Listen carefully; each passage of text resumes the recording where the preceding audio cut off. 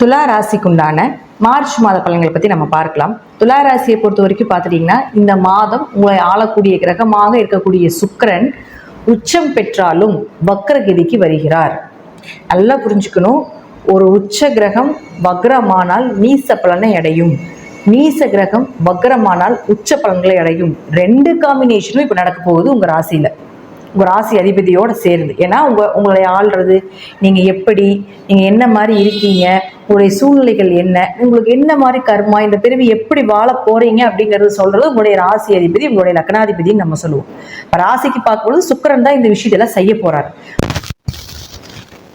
ஒரு மாத காலங்களாக ராகுவோட சேர்ந்து இருக்கிறார். அப்போது கொஞ்சம் தொழில் ரீதியாக உடல் ரீதியாக கொஞ்சம் பிரச்சனைகள், நோய் நொடிகள் இதெல்லாமே கொடுத்தாலும் கூட ஓரளவுக்கு பண வரவு, உச்சத்துக்குண்டான பலன் இல்லையா, அதனால ஓரளவுக்கு பண வரவு இதெல்லாம் நல்லா ஏற்படுத்தி கொடுத்தே தீரணும் அப்படிங்கிறது விதி. அதே போல இந்த சுக்கிரன் வக்ரமாகிறார். அப்போ சுக்கிரன் நீசமாகிறார்னு அர்த்தம். அப்போ வலு இல்லாமல் இருக்காருன்னு அர்த்தம். அப்போ வலு இல்லாமல் இருக்கும்பொழுது புதுசாக தொழில் தொடங்குறது, புதிய முயற்சிகள் எடுப்பது இதெல்லாம் தவிர்த்து கொள்வது நல்லது. அப்போ உங்களுக்கே வலு இல்லைங்கும் பொழுது அடுத்தவங்களுக்கு போய் பஞ்சாயத்து பண்றது, அடுத்தவங்களோட விஷயத்தை தலையிடுறது, அடுத்தவங்களுக்காக பரிந்துரை பண்ணுவது, அடுத்தவங்களுக்காக உதவி செய்வது அப்படிங்கிற விஷயத்துல போகும்பொழுது நீங்க அங்க உங்களைய இழப்பீங்க, அல்லது உங்களுக்கு அந்த இடத்துல அவமானத்தை ஏற்படுத்தி கொடுக்கும் அப்படிங்கிற விஷயத்த கொடுக்குது. அதனால கொஞ்சம் கவனமா இருந்து எந்த விஷயமாக இருந்தால் செயல்படுத்தணும். ஏன்னா அவர் 8ஆம் அதிபதியாக இருக்கிறதுனால, 8ன்னு அவமானம்னு சொல்றோம் இல்லையா. அப்ப இந்த ஷேர் மார்க்கெட் சம்பந்தப்பட்டது, யூடியூப் சம்பந்தப்பட்டது இதெல்லாம் கொஞ்சம் பணம் இன்வெஸ்ட்மெண்ட் பண்ணாம இந்த மாதம் இருப்பது சிறப்பு. இருப்பது என்னவோ அதை வைத்து கடந்து கொள்வது என்பது இந்த சுக்கிரன் உச்சமாகி நீசமானதுக்கு உண்டான பலனை கொடுக்க போகுது. ஓகேங்களா. அப்ப ராகுவோட சேரும் பொழுது கொஞ்சம் எக்ஸ்டெண்டா பண்ணி கொடுக்கும். நல்லதா இருந்தாலும் எச்சு பண்ணி கொடுக்கும், கெட்டதா இருந்தாலும் எச்சு பண்ணி கொடுக்கும். அப்போ உங்க வீட்டுல யாராவது துலா ராசி, துலா லக்னம் இந்த சுக்கிரன் ராகு காம்பினேஷன்ல இருக்கக்கூடியவங்க இருந்தாங்கன்னா, ஆண்களாக இருந்தால் பெண்கள் கிட்டமும், பெண்களாக இருந்தால் ஆண்கள் கிட்ட ரொம்ப கவனமா இருக்கணும். சுக்கிரனும் குரு பரிவர்த்தனை ஆகிறதுனால நிறைய பெண் குழந்தைகள் சார்ந்த தப்பான பாலியல் சம்பந்தப்பட்ட விஷயங்கள் எல்லாமே வந்துகிட்டு இருக்கு. ஸோ இதெல்லாமே அவங்க ஜாதத்துல பார்த்தாலே தெரியும். இந்த மாதிரி காம்பினேஷன் இருந்தால் தான் இது நடக்கும். ஸோ உங்க குழந்தைகள் அந்த மாதிரி உங்க ஜாதத்துல இருக்கு அப்படின்னா கொஞ்சம் கவனமா இருக்க வச்சுக்கோங்க. இந்த ஒரு மாதம், இந்த ஒரு மாசம் மட்டும்தான். சுக்கிரன் மறுபடி போயிட்டாருன்னா, அந்த ராகு கீழே இறங்கிட்டாருன்னா அதனுடைய தாக்கம் எல்லாமே கொஞ்சம் குறைஞ்சிடும். அது வரைக்கும் நம்ம கொஞ்சம் கவனமா பார்த்துக்கணும். அடுத்தது உங்களுக்கு செவ்வாய். இந்த செவ்வாய் போய் லக்னத்துக்கு 9ஆம் வீட்டில் இருக்காரு. அப்ப 2 கூடையவரும் மற்றும் 7ஆம் அதிபதினு சொல்லக்கூடிய 9ஆம் இருக்கிறது யோகம். காசு, பணம், சொத்து சேர்க்கை ஏதோ ஒன்று வரும். கணவன் மூலமாக மனைவிக்கும், மனைவி மூலமாக கணவருக்கும் ஏதாவது ஒரு பணவரவு வரும். நல்ல வரன்கள், திருமண வரன்கள் அமைஞ்சு வர்றது இதெல்லாம் ஏற்படுத்தி கொடுப்பார் அப்படிங்கிறது அமைப்பு உண்டு. அடுத்தது குரு. இந்த குரு நம்ம ஆஸ் யூஷுவலா சொல்லியிருக்கோம், உங்களுக்கு 8ஆம் வீட்டில் இருக்க குரு அந்த பக்கம் போனதுக்கு அப்புறம் தான் உங்களுக்கு பெயர் புகழ் மதிப்பெல்லாம் தாராளமா வரும். அது வரைக்கும் பண வரவு, வீடு, சொத்து சோகத்துக்கு குறைவில்லாம வச்சிருப்பார் அப்படிங்கிறது அமைப்பு. அடுத்தது பாருங்க, துலா ராசிக்கு சனி பகவான். இந்த சனி உங்களுக்கு 4 மற்றும் 5ஆம் அதிபதி. மார்ச் மாதம் 29ஆம் தேதி சனி பகவான் 5ஆம் வீட்டிலிருந்து 6ஆம் வீட்டுக்கு பயிற்சியாக போகிறார். அப்ப 5ல சனி இருந்து கொஞ்சம் பித்திரு தோஷங்கள், குலதெய்வத்துக்கு வழிபாடுகள் செய்ய முடியாம இருக்கிறது, குலதெய்வ தோஷங்கள் இதெல்லாம் கொடுத்துட்டதால அடுத்தது 6ஆம் இடத்தில் சொல்லக்கூடிய எதிரி ஸ்தானத்துக்கு போறார். அப்ப எப்பேற்பட்ட எதிரியா இருந்தாலும் ஜெயிச்சு வரக்கூடிய ஒரு அமைப்பு இந்த 2.5 வருஷத்துல உண்டு.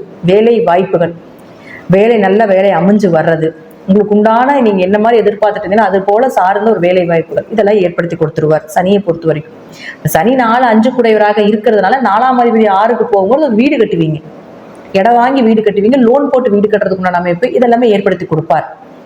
அடுத்து பாருங்க, உங்களுக்கு புதன். இந்த புதன் அப்படின்னு சொல்லக்கூடியவரும் பாருங்க உங்களுக்கு 9 மற்றும் 12ஆம் அதிபதி இங்க நீசமாயிட்டு இருந்தார். இப்ப அவர் வக்கரமாகிறார். எப்படி உச்ச கிரக வக்கரமான நீசமான பெறுதோ, அப்ப நீசமான புதன் வக்கரமாக உச்ச பலனை அடைந்தே தீரணும். அப்போ 9ஆம் அதிபதி உச்சம்.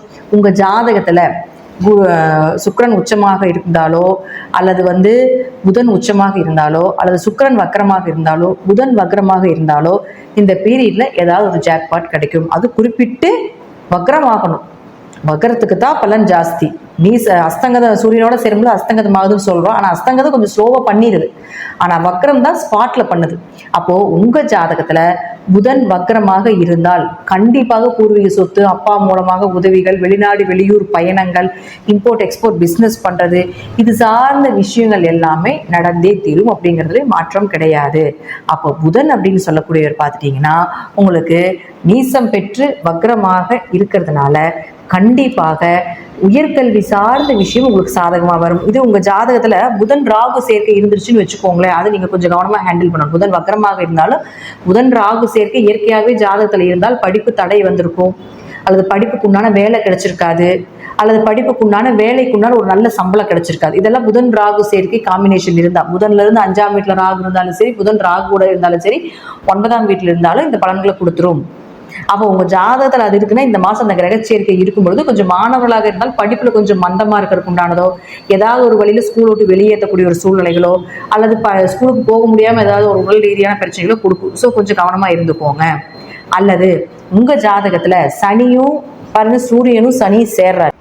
அடுத்தது பாருங்க, சூரியன் அப்படின்னு சொல்லக்கூடியவரும் உங்களுக்கு பாருங்க 5ஆம் வீட்டில் இருக்காரு. அப்போ 11ஆம் அதிபதி 5ஆம் வீட்டில் இருந்தால் குழந்தைகள்னால லாபம், அல்லது குழந்தைகளுக்கு ஏதாவது செய்ய வேண்டியது, குலதெய்வத்தினுடைய அனுகிரகம், இதெல்லாம் நிறைய 5-11 காம்பினேஷன் அதிர்ஷ்டத்தையும் பண வரவு லாபத்தை அதிகமாக அள்ளி கொடுத்துருக்கும் துலா ராசிக்கு இந்த மாசம். அதுல மாற்றமே கிடையாது.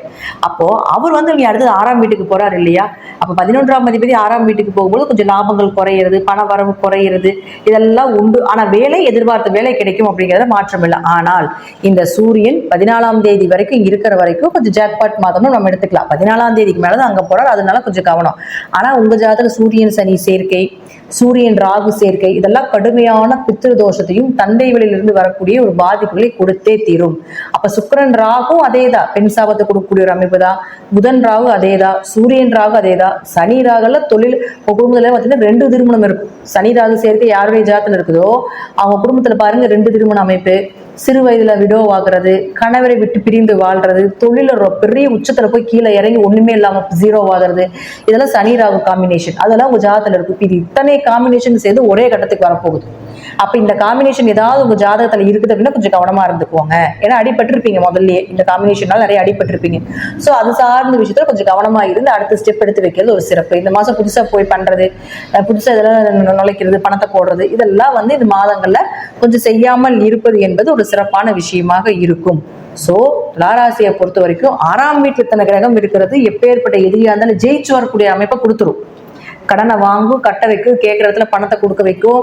அதே போல இத்தனை நோய்களை கொடுத்தாலும் நோய்க்குண்டான நல்ல மருத்துவரோ, நோய்க்குண்டான செலவுக்குண்டான பணமோ எல்லாம் கொடுத்தாலும் கூட உங்க ஜாதகத்துல இது போல இந்த சேர்க்கைகள் இருந்தால் கொஞ்சம் கவனமாக இருந்துக்கோங்க. ஏமாற்று வேலைகளும் அங்க நடக்கும் அப்படிங்கிறது காட்டுது. இப்ப வந்து 6ஆம் இடங்கிறது வேலைன்னு சொல்றோம். அப்ப அங்க ராகுக்கு வந்து சனியோட சேர்றாரு. வேலைக்காக உன்னை வந்து வெளிநாடு 12ஆம் அதிபதி ஜாயின்ட் ஆகுது. அப்ப வெளிநாடு வேலைக்காக பணம் கட்டுங்க, நான் கொண்டு இவங்களை சேர்த்து விடுறேன்னு சொல்றாங்க. அப்ப நீங்க அதுல சேரக்கூடாது. அப்படி சேர்ந்தீங்கன்னா அதுல நஷ்டம். அது ஏமாத்து வேலை. புதுசா யாராவது இன்ட்ரோடக்ஷன் ஆகுறாங்க, இன்ட்ரா கொடுக்குறாங்க அப்படின்னா அதை வந்து அதிகமா உள் வாங்கி கொள்ள வேண்டாம்.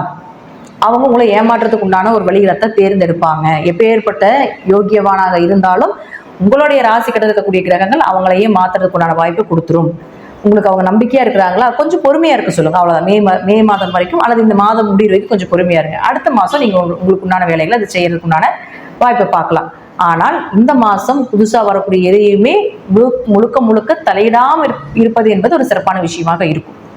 ஸோ இந்த மாதம் துளாராசிக்கு திருமணம் சார்ந்தது, காசு பணம் சார்ந்தது எல்லாமே வரும். கொஞ்சம் ஏமாறாம தப்பித்துக் கொள்வது என்பது ஒரு சிறப்பான விஷயம். இதுக்கு நீங்க சிவன் வழிபாடு செய்வதும், பெருமாளை வெட்டிய புதன்கிழமை பிடித்துக் கொள்வதும் ஒரு சிறப்பான விஷயமாக இருக்கும். புதன்கிழமையும் சனிக்கிழமையும் ஏதாவது ஒரு நாள் விரதம் இருந்து உங்க அருகில் இருக்கக்கூடிய பெருமாள் ஸ்தலத்தில் போய் பெருமாளை வழிபாடு பண்ணிட்டு வர வர துளசி மாலை பெருமாளுக்கு அணிவிக்க பெரிய மாற்றமே, பெரிய லைஃப் சேஞ்சஸ் வந்து நடக்கும் அப்படிங்கிறது உண்மை.